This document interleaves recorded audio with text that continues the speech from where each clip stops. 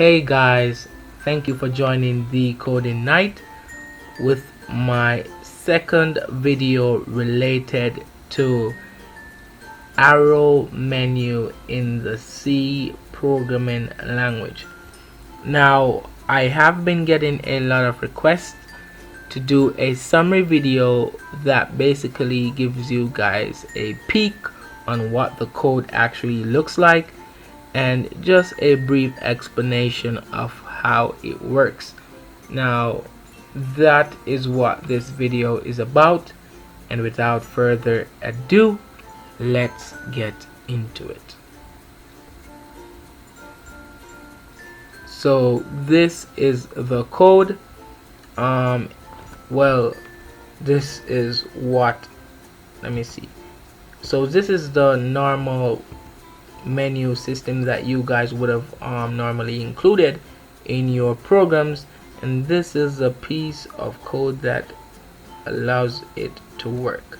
So this is 1 2 3 4 5 6 7 lines of code, along with this function which has 1 2 3 4 7 and 4, that's 11. So 11 lines of code. Now it can be reduced to about 5. I mean, if you put these ifs in one line, you know how to do that. I'm sure it will be about 4 lines, 5 lines of code, because this is a simple if statement that can be in one line, and so is this one. So let us go over to the IDE and let's start coding. But first of all, let's see if this runs. Alright, so we have it over here. If I should press the down arrow key on my program, it goes down. If I should press the up key, it goes up. Great. So let me just go ahead and clear all this, because we're gonna be writing it over again.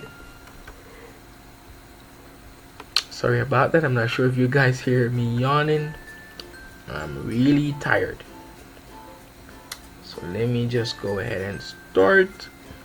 So okay guys, if we're gonna build a menu program, whether it be arrow menu or menu, we need a menu. So let's go ahead and get our menu created.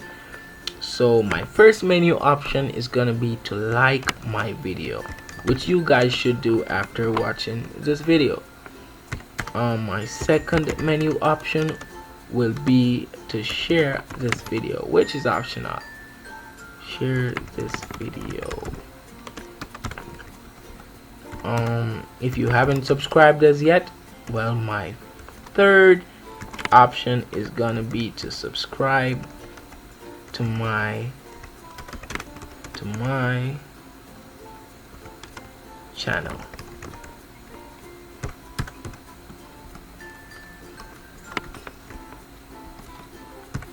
And my final option would be for you to start coding. I mean, as soon as you watch this video, go ahead and see if you can tweak this code, make it better, make it your own.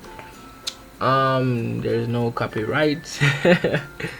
Alright, I'm just helping you guys out, showing you how you can actually improve your menus in your programs. So that's about it for our menu. I want you guys to go ahead now and create a function called arrow here.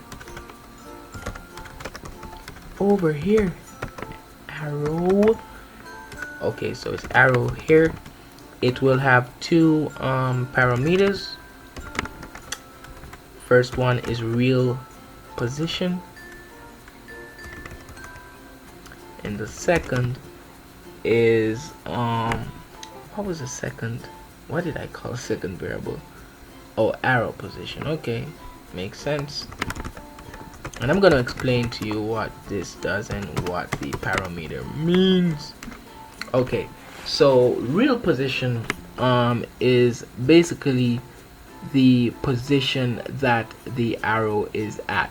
So if it's pointing to like my videos, by default we know that the first position and the value to represent the first position would be 1, right? If it was pointing at share this video, that would be the second option, and we know the value to represent that would be number 2. All right, or the value 2. If it was pointing at subscribe to my channel, we know that the value to represent that would be 3. Now the arrow position parameter is basically where we want the arrow to be. So while the real position is where the arrow is now, the arrow position is where we want it to be based on what the user pressed. So based on what the user pressed, that actually has something to do with whatever value is passed here, but you will understand this as we go along. So what we want to do with these two values, right, we only want to print the arrow if the real position, that is where we are, is equal or equivalent to the arrow position, that is where it should be, based on what the user pressed. So for instance, let us say we can have a simple if that says if real position is equal to arrow position. This is the fun part. You print my pretty little arrow, and here you can have whatever arrow you like. I mean, your arrow can look however you want it to look. And please remember, we do not put a new line here because we want it to print directly or beside the option or each option, and we just give it a little space here so it doesn't join toward or join with the words, right? We want it to have a little separation right there. Yes. So our else would be to print some white spaces. So we're gonna have a printer, but we want the white spaces to be equivalent to the spaces that the arrow would have normally used up, right? So here we have our menu that's finished, our function, sorry, that's finished. Arrow here, it has 2 parameters, and we basically test if the 2 parameters are equivalent to each other. If they are, we print a arrow. If they're not, we print a space.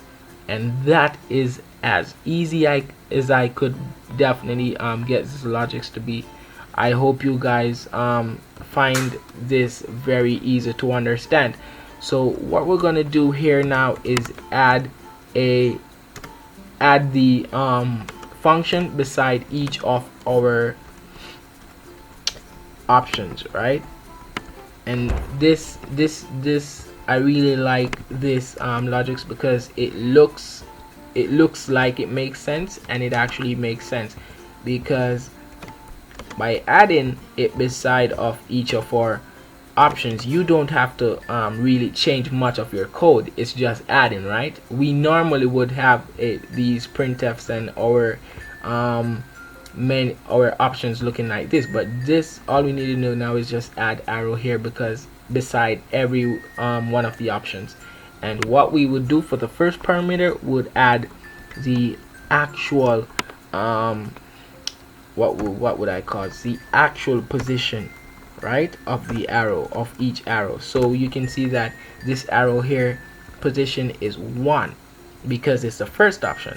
This arrow here position is 2 because it's the second option, and this arrow here position is 3 because it's the third option. What will we put here? Okay, I want you to go ahead and make a variable. You can call it whatever you like, but I'm going to call it position just so you guys can understand it, right?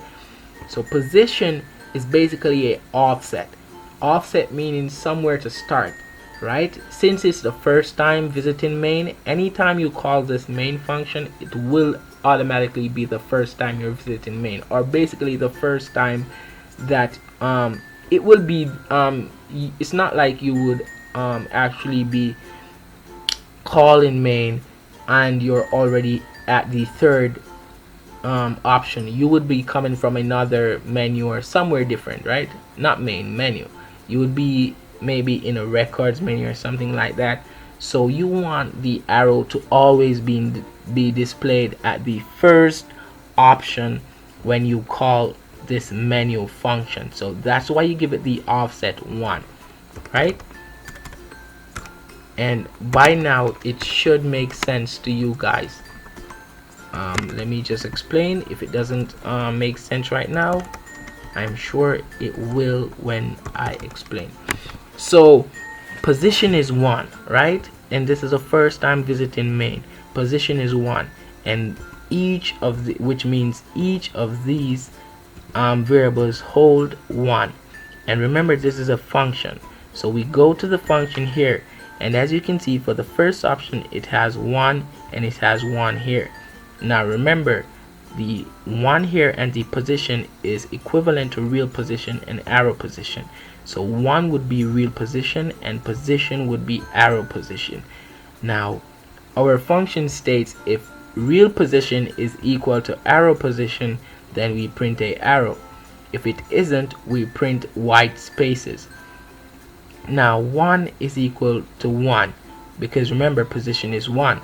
2 is not equal to 1, so we print a white space.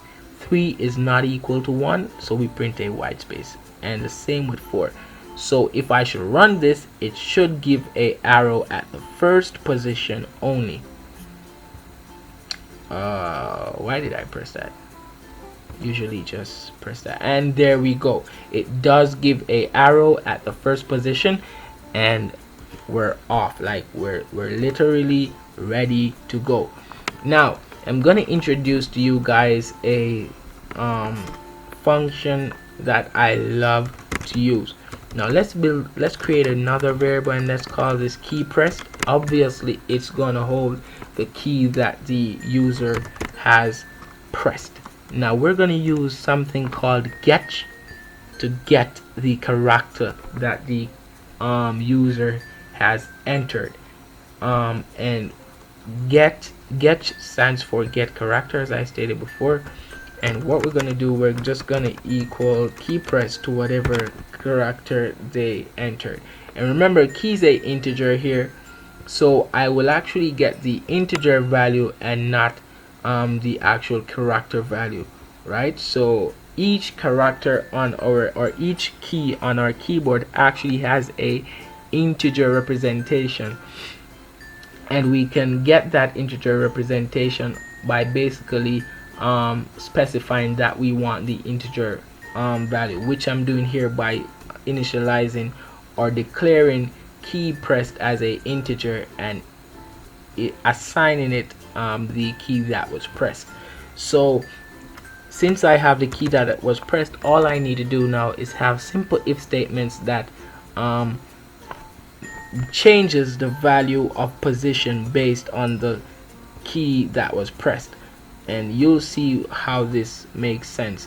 So if key pressed equal 80, which is down, I'm not sure if you guys knew that, but the 80 integer representation represents the down arrow key on your keyboard. So we are gonna want position to increment, meaning go down.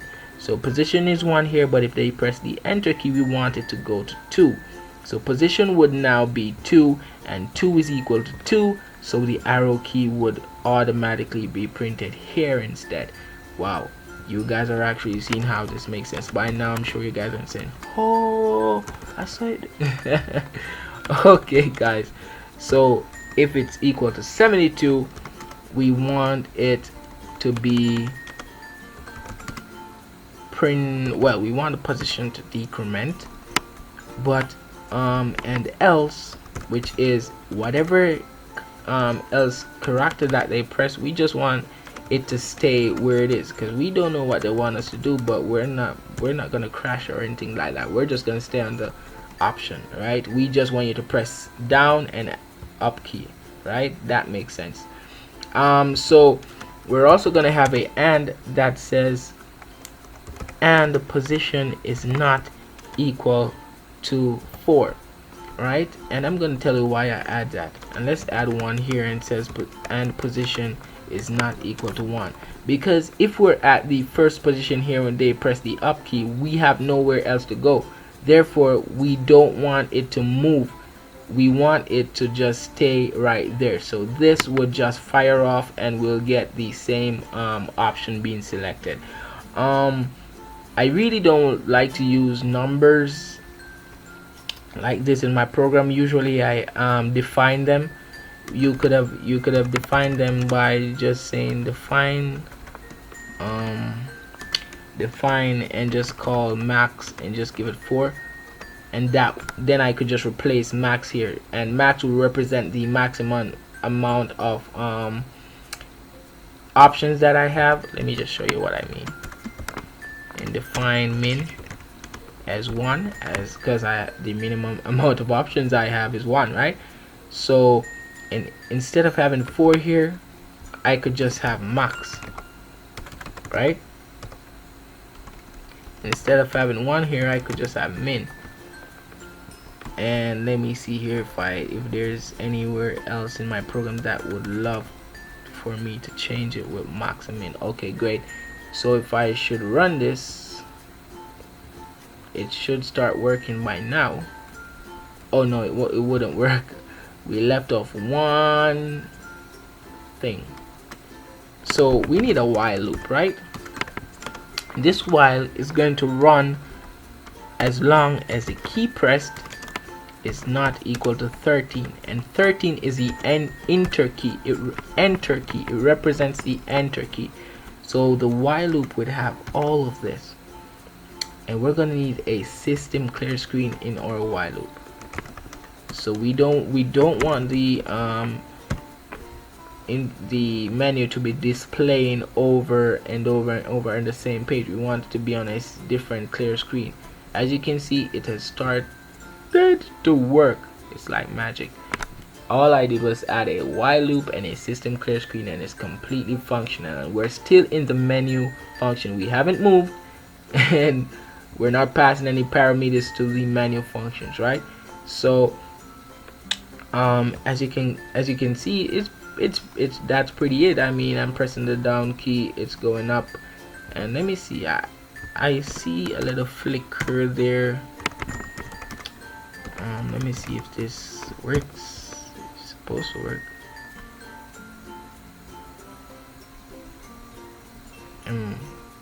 I guess that has to do something with the getch here, the flicker. But guys, I'm sure you guys see the logic and you understand the logic here. That's the important part of the program. I mean, the getch, the little flicker is easy to fix. It's just the getch playing around there. I'm sure. Let me see. Yep, that's about it. So I'm gonna show you one more thing now, guys. So after the enter key has been pressed, right, or has been selected, because let me just go here, let's select it. It will just return 0. But how do you capture what the user selected? The position variable will automatically have whatever option they selected. So let me see, the user selected option number, just print that there, and then new line me and position, and just give me a getch, right, because you guys like to jump off the screen. Alright, so if I should press 2, the user selected option 2. So that proves that you can use a position variable here and then include it in your switch case to continue with your work. So you could just be like switch position, and then you could be like, and I'm sure you guys are used to this part, right, because this is how you usually create your menu. It would be like case 1, and it's the same procedure afterwards. All right, so it's not really that different. It's just a little addition here, and I hope you guys like this video, because I really did a lot of work trying to get this code down to such easy to understand lines of code, right? And yeah, please like this video, share this video, subscribe to my channel if you haven't subscribed this yet, and definitely look out for more videos, because I will be posting a lot more cool tricks that we can do in C, and that can make our projects a bit more entertaining. So let me just go over one last time before I go. So here we have position, which is basically the offset, the least option that we have in our program. Key pressed is a variable to hold the key that the user will press. Here I just defined max as 4. That's the maximum amount. Let me show you something. If I should define it as 5, right, and I just simply add a next arrow, I'll just add, well, where am I? Okay, I just add 5 here, simply add by position, and then I have another option. It's this simple to add an option. It's this simple. If I should have, okay, another option, the rest of the program will work or function perfectly. You won't have to change one bit of code. If I should go here, it goes straight to another option. If I should select that, it shows you, oh, I deleted the line that shows you which option selected, but it would have printed that the user selected option 5. So it's that easy to add so as you can see, this is really dynamic. It doesn't limit itself to the amount of options. Once you change the max here and the min here, this will work perfectly. So guys, that's about it. And 1 2 3 4, that's the actual option position where we are. The position is where we want to go, right? And it will only print the arrow once these two values are equal. Key pressed equal get is basically assigning the character integer value to the key press and variable, and then we check whether it is the down key. AT represents the down arrow key on our program. If it is, we increment the value in the position so the arrow can go to the next option below it, below the current one that it is at, right? And if it is not the down key that was pressed, it must have been the up key, right? And then we would obviously want to decrement that, which basically means going back up. And if the user pressed anything else, we would just stay on the current option. Here we have arrow here. This is a function, the sweet function you put beside your options, which basically checks if the current position is the same to the is equivalent basically to the where we want to go. If it is, we print an arrow. If it isn't, we print a white space. And this is our main. We just call the function here return 0. As you can see, guys, it works perfectly. So again, thank you guys for joining me. Like and share and subscribe to my channel if you haven't subscribed as yet, and enjoy coding. All right.